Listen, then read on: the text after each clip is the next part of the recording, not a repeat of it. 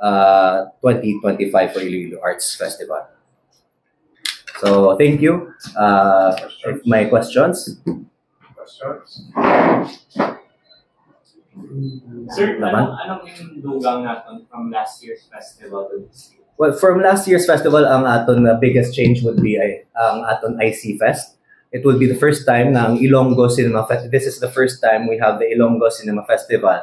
It is not competing with any of the Cinemalaya, mga different festivals. This gives honor sa tanan nga mga festivals that came before it. Gina-invite lang naton. This is something do unifying naton nga festival, and may ara kita sa mga winners. The winners for our indie film, as for our IC Fest, hatagan naton sila sang gamay nga grant to create another film nga maka-promote sang Iloilo City, focusing on culture and the arts. Sir, clarification, ang Ilonggo Cinema Festival, is this exclusive for residents of Iloilo City or Iloilo, or are we accepting entries coming from other areas? We have entries coming from different but we of course prioritize ang aton mga local delegate sa city nga mga filmmakers, but we do not discriminate. We have I think one film almost full length coming from Cabanatuan. We have some full-length films that we are trying to get. I think we have Kande, it's directed by Kevin Piamonte, Bulawan nga Kosa, Tumandok. We're trying to get Tumandok also to be a partner.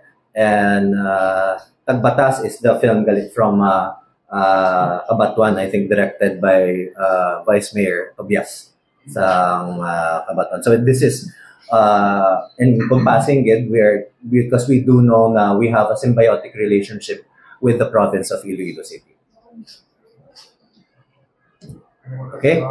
Sir, on the budget, how much on budget?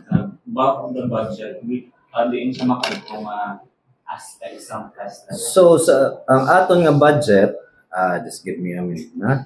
Ang aton nga budget for the entire festival is 1.5 million, no? Ano naton yun siya, can spread throughout ni naton as even as possible. Ang big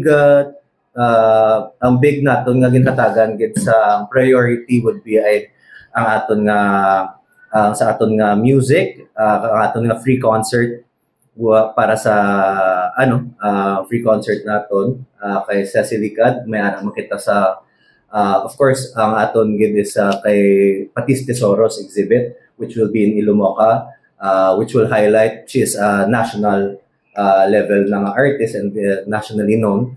And dako mga budget ginhatag naton because it's sa IC Fest, sa aton nga film festival, because this will cover ang aton nga this will be the first time nga mapagwa gid naton sa cinema. So para ma-accessible sa atong mga kabataan and makita man nila what Ilonggo cinema is, nga hindi lang if we have for example ang MMFF na every December na siya naga-show. We are trying to create a culture nga ma-highlight, makita sa aton local films, and that's why we're putting in a little bit more budget sa aton nga IC Fest.